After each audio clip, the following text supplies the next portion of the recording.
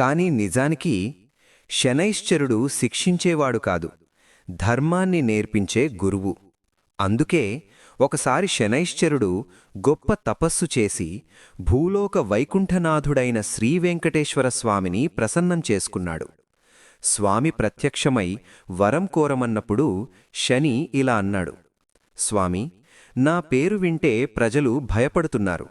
శనివారం నాడు భక్తితో నన్ను పూజించిన వారికి 7 రోజుల పుణ్యం ఒక్కరోజులోనే లభించేలా వరమివ్వండి.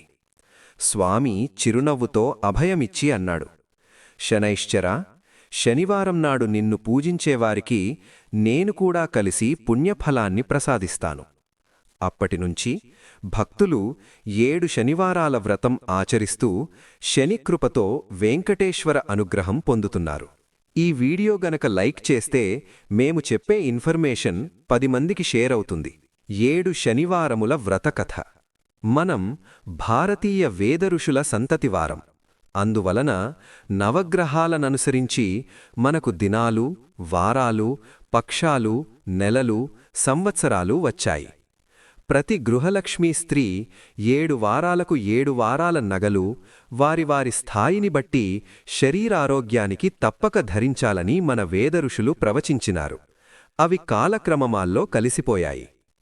ఆదివారం ఆదిత్యారాధన చేసి దానికి సంబంధించే కెంపు పొదిగిన ఆభరణము ధరించేవారు. అలాగే 7 వారాలకు ఆయా గ్రహపూజలు చేసేవారు. అందువలన నవగ్రహ ఆరాధన చేసేవారు. ప్రజలు అందరి దేవతలను 7 రోజులూ ఆరాధిస్తారు. కాని శనైశ్చరుడు అనేసరికి దూరముగా వెళ్తారు. దానికి కారణం ప్రజలలో శని గురించి తెలియకపోవడమే. అందువలన శనైశ్చరుడు సర్వదేవతా చక్రవర్తి శ్రీవెంకటేశ్వరస్వామివారిని గూర్చి గొప్ప తపస్సు చేశాడు. శ్రీవెంకటేశ్వరస్వామివారు శనైశ్చరునికి ప్రత్యక్షమై, శనైశ్చరా, నీకు ఏమి కామాలో కోరమనగా, స్వామి, నా పేరు వింటే ప్రజలు భయపడుతున్నారు. శనివారం నాడు భక్తితో నన్ను పూజించిన వారికి 7 రోజుల పుణ్యం ఒక్కరోజులోనే లభించేలా వరమివ్వండి.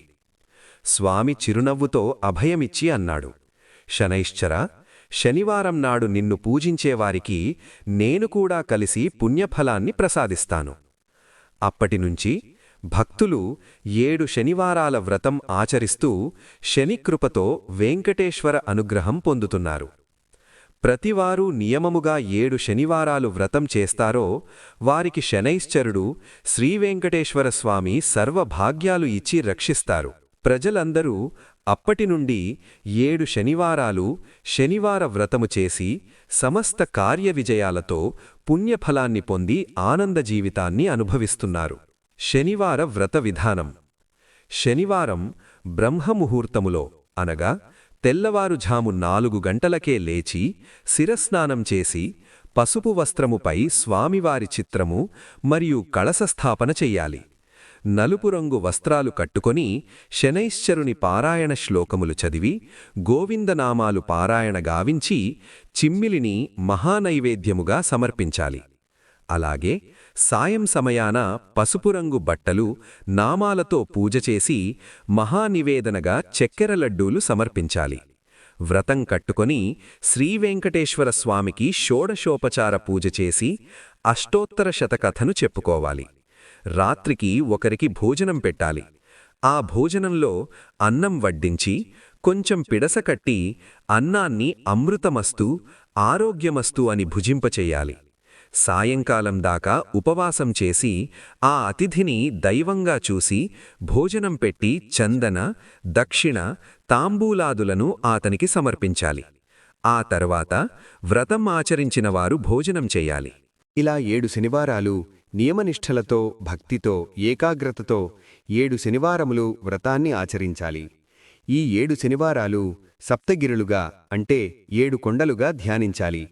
ఈ వ్రతాన్ని 7 వారాలు నిరాటంకముగా చేసి అనంతరం తలనీలాలు స్వామివారికి సమర్పించాలి. ఒకానొక కాలంలో మహాభక్తితో ఒక పవిత్ర దంపతి శ్రీ వెంకటేశ్వర స్వామివారిని నిత్యము పూజ చేస్తుండేవారు. ఇలా కొన్నాళ్లు జరుగగా పరమ పావనమైన కాశీ నుండి ఒక బ్రాహ్మణోత్తముడు ఆతిథ్యానికి వచ్చాడు. ఈ దంపతి ఆతనిని దివ్య అతిథిగా పూజించి కేవలం శ్రీ వెంకటనాథునిగా తలచి ఆతనికి సర్వ అతిథి సత్కారాలు హృదయపూర్వకముగా చేశారు. అనంతరం అతడు విశ్రాంతి తీసుకుని ఆ దంపతిని తన దగ్గర కూర్చునమని వారి జాతకాలను పరిశీలించి చూసి, ఓ పుణ్యసాధ్వి, నీ భర్త జాతకమున గోచారరీత్యా శనేశ్చరుడు క్రూరముగా ఉండుట వలన అపమృత్యువాత పడగలడు. దీనిని నివారించడానికి నీవు పవిత్ర హృదయంతో 7 శనివారాలు శ్రీ వెంకటేశ్వరునకు భక్తిప్రపత్తులతో శ్రీ ఏడుకొండల స్వామివారి వ్రతాన్ని ఆచరించాలి. నీ భర్త రక్షణ నీయందే ఉన్నది. ఈ 7 శనివారాలు ఏకగ్రతతో శ్రీ వెంకటేశ్వర స్వామివారిని భక్తితో అర్చిస్తే నీ భర్త ఈ గండము నుండి బయటపడతాడు. అనగా ఆ పుణ్యవతి అతడు చెప్పినట్లుగా మనస్సులో శ్రీ వెంకటేశ్వర స్వామివారిని 7 శనివారముల వ్రతము నిర్విఘ్నముగా ఆశీర్వదించమని ధ్యానించింది. మొదటి శనివారం నాడు బ్రహ్మముహూర్తమున లేచి స్నానం చేసి శుచి అయి పూజాపీఠాన్ని ఏర్పాటుగావించి దానిపై పసుపురంగు వస్త్రము పరిచి తిరునామం శంకుచక్రాల చిత్రముతో స్వామివారి చిత్రమును మరియు కలశస్థాపన చేసి విఘ్నేశ్వరుని పూజించింది. అనంతరం శ్రీ సప్తగిరి ప్రభువును హృదయమున ధ్యానించి సుప్రభాతం చదివి మరియు గోవిందనామాలను జపిస్తూ అత్యంత దీక్షతో శనైశ్చర స్వామిని ధ్యానించి భక్తిశ్రద్ధలతో శ్రీ వెంకటేశ్వర స్వామివారికి చిమ్నీ నైవేద్యము పెట్టి పూజ జరిపించింది. మరలా సాయంత్రం వరకు ఉపవసించి శ్రీ వెంకటేశ్వర స్వామిని అర్చించింది. ఏడుకొండల స్వామివారిని షోడోపచార పూజ చేసి అష్టోత్తర శతనామములు జపించి చక్కెర లడ్డూలు మహానివేదన గావించింది. అత్యంత శ్రద్ధతో శ్రీ సప్తగిరుల స్వామిని అర్చించింది. ఒక పుణ్యపురుషుణ్ణి అతిథిగా ఆహ్వానించింది. ఆతనిని శ్రీ వెంకటేశ్వర స్వామివారిగా భావించి షడ్రసోపేత భోజనము పెట్టి దివ్య దక్షిణ కర్పూర తాంబూలాదులతో సంతుష్టుణ్ణి గావించింది. అలా ఆ పుణ్యవతి శ్రద్ధాభక్తితో అత్యంత ఏకాగ్రతతో 7 శనివారాలు నిరాటంకముగా శ్రీ వెంకటేశ్వర స్వామివారినర్చించింది. ఆ భక్తి శ్రద్ధలకు శ్రీ స్వామివారు ఆమెకు స్వప్న సాక్షాత్కారముతో, ఓ సతీతిలకమా, నీ పూజకు నా మనస్సులో ఆనందం కలిగింది. అందువలన నీ భర్తకు శనైశ్చర గండము తొలగింది.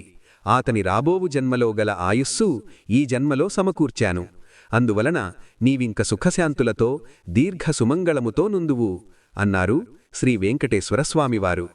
అనంతరము ఆమె ఈ విషయాన్ని భర్తతో చెప్పగా అతడు పట్టలేని ఆనందంతో, నారీమణి, నీవు నా భాగ్యదేవతవు, అందుకే పురుషులు కన్నా పూబోడులు మిన్నా అన్నారు.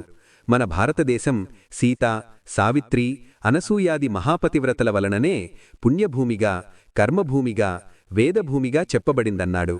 అనంతరం ఒక శుభముహూర్తాన ఆ దంపతులు శ్రీ వెంకటేశ్వర స్వామివారి దర్శనానికి తిరుపతి వెళ్లారు. భక్తి తత్పర్యాలతో ఇరువురు 7 కొండలు కాలినడకన గోవిందనామాలు జపిస్తూ ఎక్కి భూలోక వైకుంఠమైన తిరుమలలో నెలకొని ఉన్న శ్రీ వెంకటేశ్వర స్వామిని తనివి తీరా దర్శించి సాష్టాంగ నమస్కారమాచరించి ఆ కలియుగ దైవాన్ని మనసారా ప్రార్థించి ఆతని ప్రసాదాన్ని స్వీకరించి ఇంటికి వచ్చి బంధుమిత్రులతో అన్నసంతర్పణలతో ఆనందించారు. ఇలా ఆ దంపతులు పూర్ణ పురుషాయుధులతో భూలోకంలో ఎన్నో సత్కార్యాలు ఆచరించారు. అనంతరం వారు శ్రీ ఏడుకొండల స్వామిలో కలిశారు. ఈ వ్రతకథను వ్రాసినా, చదివినా, ఆచరించినా శాశ్వత సుఖాలంది అనంతరం శ్రీ స్వామివారిలో ఐక్యమవుతారు. సర్వం శ్రీ వెంకటేశ్వర అర్పణమస్తు. 7 శనివారముల వ్రతము ఏ రోజులలో ప్రారంభించాలి? ముఖ్యముగా వారము శనివారము అయ్యుండాలి. శనివారం ఏకాదశి అయినచో మంచిది. శనివారం పూర్ణిమ అయినచో మంచిది. శనివారం త్రయోదశి అయినచో మంచిది. శనివారం మాస శివరాత్రి అయినచో మంచిది. శనివారం పుష్యమీ నక్షత్రము అయినచో మంచిది. శనివారం అనూరాధా నక్షత్రము అయినచో మంచిది. శనివారం ఉత్తరాభాద్ర నక్షత్రము అయినచో మంచిది. శనివారం అమావాస్య తిథి అయినచో మంచిది. శనివారం శ్రవణా నక్షత్రము అయినచో మరీ మంచిది.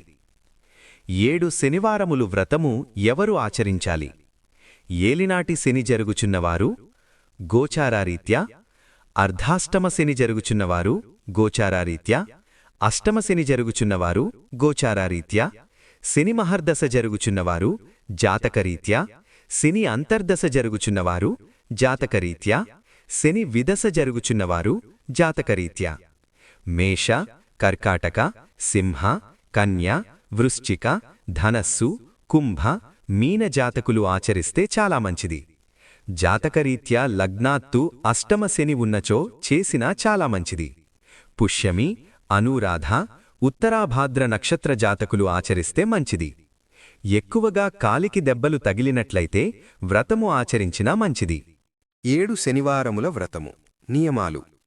ఏ వయస్సులో ఉన్నవారైనా స్త్రీలు పురుషులు ఈ వ్రతం ఆచరించవచ్చును. శనివారం తెల్లవారకముందే తలస్నానం చెయ్యాలి. 7 శనివారములు తులసీమాల ధరించవలెను. పగలు నిద్రపోరాదు. మధ్యాహ్నం భోజనం చెయ్యరాదు. శనివారం తిరునామం నుదుటిమీద తప్పక ధరించవలెను. శనివారం ఉదయం 6 గంటల నుండి 7 గంటల లోపుగా ఉదయం పూజ ప్రారంభించాలి. అలానే సాయంత్రం 6 గంటల నుండి 7 గంటల లోపుగా సాయంత్రం వ్రతము ప్రారంభించాలి. ఉదయం పూజకు మనము నల్లని వస్త్రములు ధరించి చెయ్యాలి. సాయంత్రం పూజకు మనము పసుపు వస్త్రములు ధరించి చెయ్యాలి. ఉదయం పూజనకు స్వామివారికి చిమ్మిలి, నువ్వులతో ఉండలు 7 నైవేద్యంగా సమర్పించాలి. ఉదయం మధ్యాహ్నం భోజనం చెయ్యరాదు. సాయంత్రం వ్రతమునకు స్వామివారికి 7 శనగపిండితో చేసిన పెద్ద లడ్డూలు 7 నైవేద్యముగా సమర్పించాలి. మగవారు 7 శనివారములు ఎటువంటి ఆటంకములు లేకుండా ఆచరించాలి. అదే స్త్రీలు అయినచో ముఖ్యముగా 3 వారములు ఆటంకములు లేకుండా ఆచరించాలి. ఏ శనివారము అయినా వ్రతము ప్రారంభించవచ్చును. ఉదయం నిరాహారముగా ఉండాలి. స్త్రీలకు ఆటంకము కలిగిన ఎడల ఆ వారము మినహాయించి తదుపరి వారము కొనసాగించవచ్చును. సాయంత్రం వ్రతము కాగానే ఒక అతిథిని పిలిచి ఎవరైనా పర్వాలేదు భోజనమును పెట్టవలను. ఆహ్వానించిన అతిథి అరటి ఆకులోగాని విస్తరాకులోగాని భోజనము పెట్టవలను. ముందుగా స్వామివారి తీర్థము, ప్రసాదము అతిథికి సమర్పించాలి. 7 శనివారములు ఇంటిలో వ్రతము చేసిన తర్వాత 7 వ్రతపు పుస్తకములు 7 స్త్రీలకు దానముగా పసుపు కుంకుమలతో దక్షిణతో తాంబూలములో ఉంచి సమర్పించవలను. అతిథి భోజనము చేసిన విస్తరిలో ఒక మెతుకు ఆహారమును అమృతముగా స్వీకరించవలను. వీలైనచో భోజనమునకు ముందుగా అతిథికి మెతుకులు ఆహారముగా విస్తరిలో ఒక ప్రక్కన పెట్టమని చెప్పినా చాలా మంచిది. భక్తులారా, నమ్మకంతో నియమంతో చేసిన వ్రతం ఎప్పుడూ ఫలిస్తుంది. ఈ వీడియో మీకు ఉపయోగపడితే లైక్ చెయ్యండి. మరింత భక్తి వీడియోల కోసం మా ఛానల్ను సబ్స్క్రైబ్ చెయ్యండి. ధన్యవాదాలు. శుభం భూయాత్. ఓం నమో వెంకటేశాయ.